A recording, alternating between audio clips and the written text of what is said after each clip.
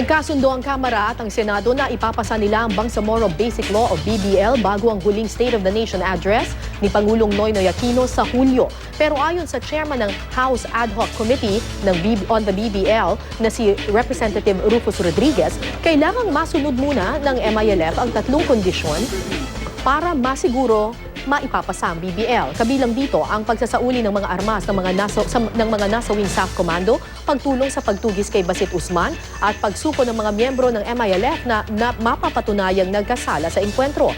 Para naman kay Senador Bongbong Marcos, kailangan muna nilang makita ang resulta ng mga investigasyon ng Board of Inquiry, MILF at Committee Report ng Senate Committee on Public Order bago ituloy ang deliberasyon sa BBL sa Senado.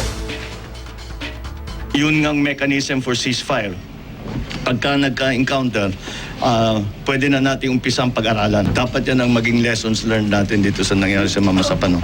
We can deliberate, we can discuss, but the vote should be after there is the action. You know, the ball is in the hands of the MILF.